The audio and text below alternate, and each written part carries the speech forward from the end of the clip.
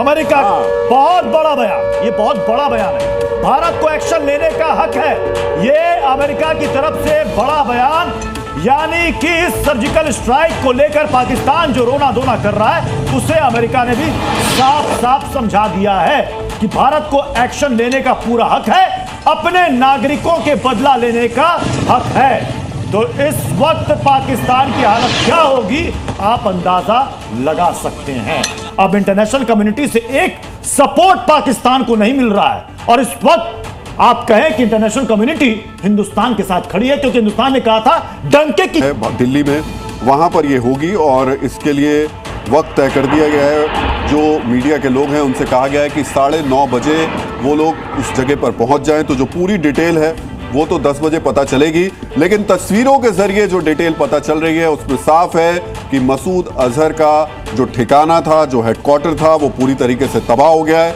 क्या उसके अंदर मसूद अजहर था कि वो जल्दी जल्दी अपनी संख्याओं को बढ़ाएंगे? शायद उन्हें इस बात का भी डर है, और वो शायद इस बात को स्वीकार भी ना करें कि जो लोग मारे जा रहे हैं वो आतंकवादी हैं, बड़े आतंकवादी हैं। उनकी संख्या को छुपाएगा पाकिस्तान, ये तय है। लेकिन अभी पाकिस्तान के लिए सबसे बड़ी मुश्किल और परेशानी वो इस बात की कि कैसे इस पूरे मामले को जवाब दे करके वो अपनी जनता के बीच में कोई मैसेजिंग कर पाए।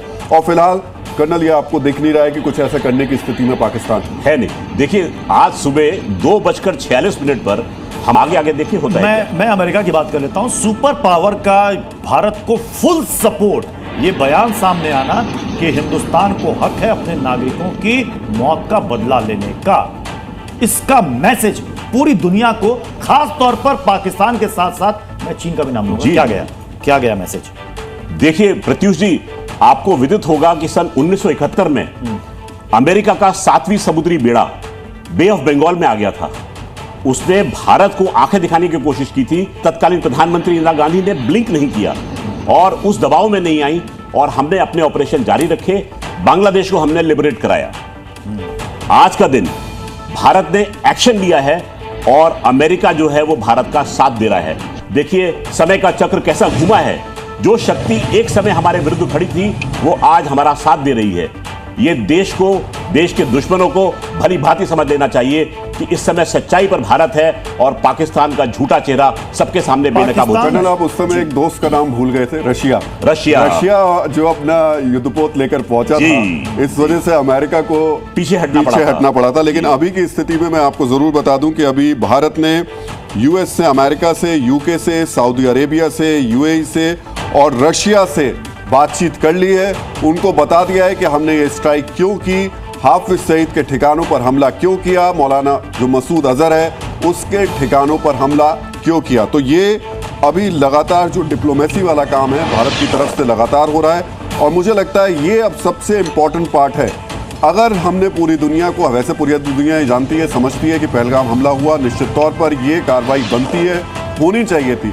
फिर भी तुर्की जैसे देश हैं जो शायद सिर उठाएं और पाकिस्तान के साथ खड़े हों। ऐसी स्थिति में जब देखेंगे कि अमेरिका से लेकर रशिया तक हर कोई भारत के साथ खड़ा है, तो कोई भी देश इस वक्त पाकिस्तान के साथ जाने की गुस्ताखी नहीं करेगा। और सबसे बड़ी बात है इसमें यूएई और सऊदी अरबिया जी, इनके साथ भारत के संबंध बहुत अच्छे, और इनको ब्रीफिंग हो गई जी कि हमने क्या किया है, ये आप देख लीजिए। और आज ईरान के कोई मंत्री जो हैं वो शायद भारत भी आ रहे हैं।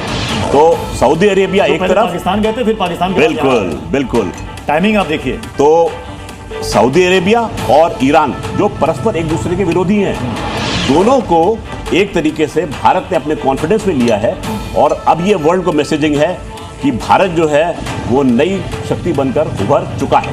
और सबसे बड़ी बात यह है कि हिंदुस्तान ने ये डिमांड भी रख दी है कि इसे फिर से आप ग्रे लिस्ट में डालो। मुझे लग रहा है कि उसमें देरी नहीं है। जब अमेरिका का इतना बड़ा बयान सामने आ गया तो शायद पाकिस्तान फिर से ग्रे लिस्ट में जा रहा है। जी अवश्य जाएगा, और जाना भी चाहिए।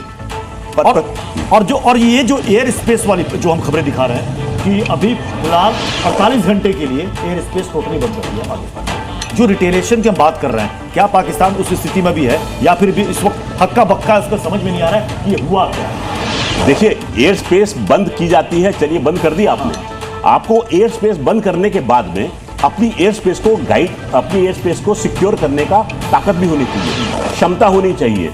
आपको विदित होगा पिछले 3-4 दिन पहले कहते हैं कि हमारे 4 राफेल विमान जो थे वो पीओजेके में गए, हवा पानी बदली करा अपना और फिर वापस सुरक्षित आ गए थे। तो देखिए, जब हाइटेंड टेंशन की बारी आती है, भारतीय विमान जो है एलओसी क्रॉस करते हैं और आप कुछ नहीं कर पाते, तो अब आप क्या कर पाएंगे?